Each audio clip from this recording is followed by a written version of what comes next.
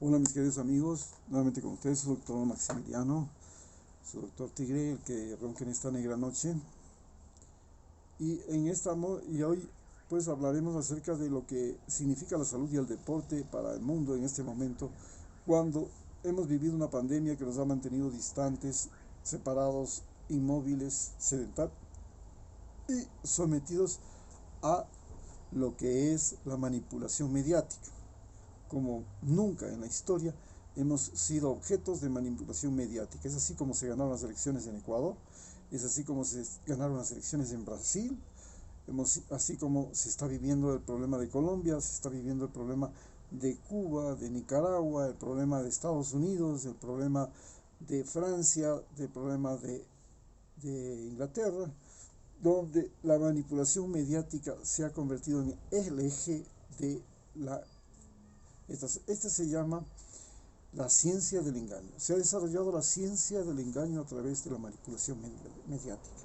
Y uno de los mecanismos más interesantes es cómo nosotros logramos aceptar el dolor, aceptar el aislamiento, aceptar las limitaciones, tanto económicas, sociales, sanitarias y todo lo que estamos viviendo. Y uno de los mecanismos es distracción. ¿Cuál ha sido el mecanismo de distracción más importante que se ha utilizado? En este momento se está utilizando. Primero fueron las elecciones y segundo ahora pues es el deporte. Se encontró que el deporte era los campeonatos mundiales. El campeonato, ya vienen las competencias de las Olimpiadas, ya vienen las competencias de las eliminatorias de Qatar, ya vienen las competencias, tuvimos la competencia de la Eurocopa, tuvimos la competencia de la Copa Libertadores de América y de la Copa América, estamos viviendo la Copa de Libertadores de América. Y entonces el deporte se ha convertido en un mecanismo de distracción. Siempre ha sido necesario para todos los momentos de la historia humana crear un mecanismo de distracción frente al sufrimiento. Uno de esos pues ya en las épocas de Grecia fue las Olimpiadas, donde la gente competía y se convertía al mismo tiempo en una forma de guerra sin armas y sin víctimas mortales. Luego esto evolucionó, ya después en el siglo XX vuelve a reaparecer las Olimpiadas, pero ya en los años después de la posguerra aparecen los campeonatos mundiales de fútbol. Y los campeonatos mundiales de fútbol se convierten en pruebas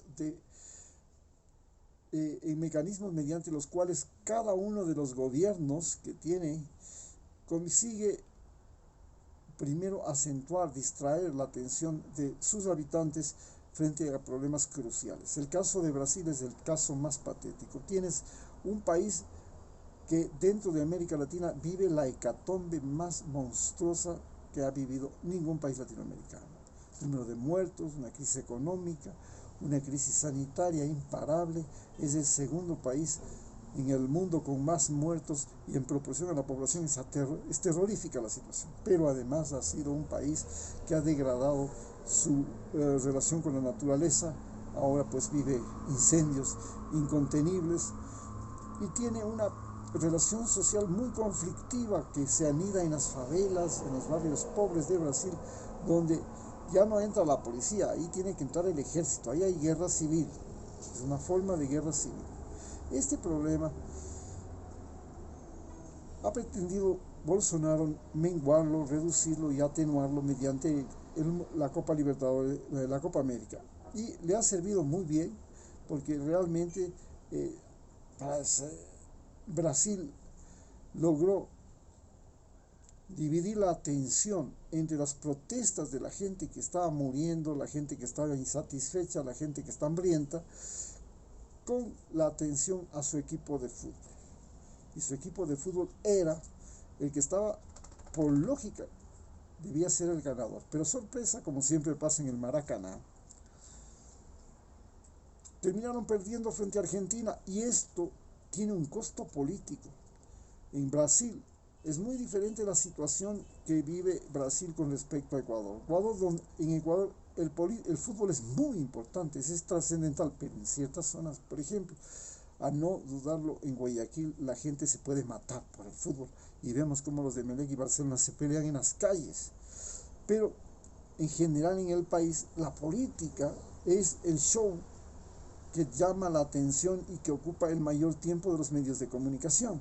No pasa eso en Brasil. En Brasil el carnaval y el fútbol se llevan toda la atención de la gente y es el mecanismo mediante el cual esta población ha vivido, ha compartido en un país altamente emocional. Posiblemente es el país más emocional de América Latina, el más sentimental, el más, prácticamente el más humanizado en cierta forma.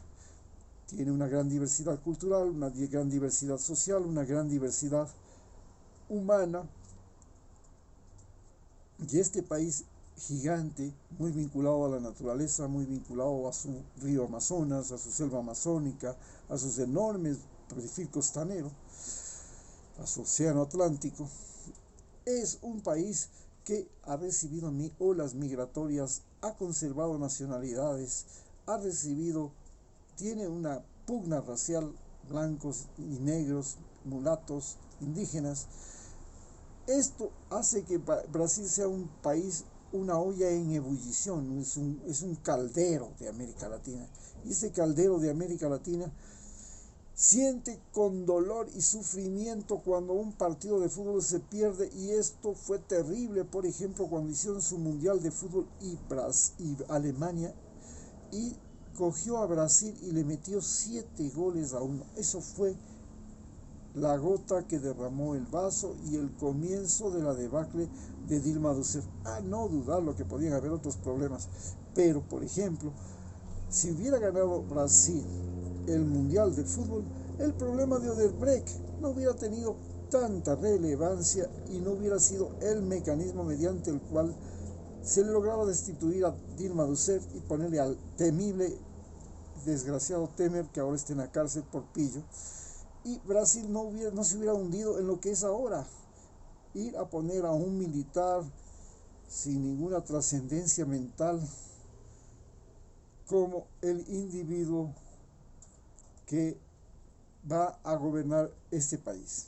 Por consecuencia, se eligió mal ese señor, un retrógrado que vive en otro planeta, aliado de Donald Trump, no se daba cuenta dónde estaba pisando. Como todos nuestros militares latinoamericanos, vale señalar que nuestros militares latinoamericanos han sido la escoria, la peor de nuestro país, de nuestro continente. Fueron creados por los españoles primero y por los norteamericanos después, y hoy los militares norteamericanos son realmente algo a lo que hay que tenerle con mucho cuidado. Hay militares brillantes. En Ecuador se dio lo que se llama el militarismo ilustrado, gente que no llevó al país a una confrontación de guerras civiles, pero en otros países han sido terribles. Hemos visto lo que pasó en Chile, lo que pasó en Argentina, en Uruguay, en Brasil. Ahora se los está sentenciando en la Corte de la Haya por los crímenes que cometieron. Y no se diga los que han pasado por Centroamérica, que han sido realmente lo peor de lo peor en el planeta Tierra. Entonces, elegir a un militar brasileño que no tenía en Brasil muy buenos antecedentes con sus militares fue un grave error que ahora lo paga la selva amazónica, lo pagan las favelas, lo pagan todos los brasileños que han vuelto a la pobreza multiplicada por la pandemia. Esta es la situación de cómo el golpe de haber perdido el partido con Argentina, donde se vive el socialismo del siglo XXI, y en Brasil se vive el neoliberalismo, y esto fue una guerra entre el socialismo del siglo XXI de Argentina y una guerra entre el neoliberalismo de Brasil. Y perdió Brasil con su neoliberalismo. Esto fue un golpe político muy importante, posiblemente para Brasil doloroso, porque a más del dolor que sienten por la cantidad enorme de muertos, de cantidad enorme de enfermos, el haber perdido este partido frente a Argentina, su eterno rival. Podían perder con cualquier otro menos con Argentina. Argentina ha sido siempre, siempre, siempre su eterno rival, y perder con Argentina les duele, y en casa.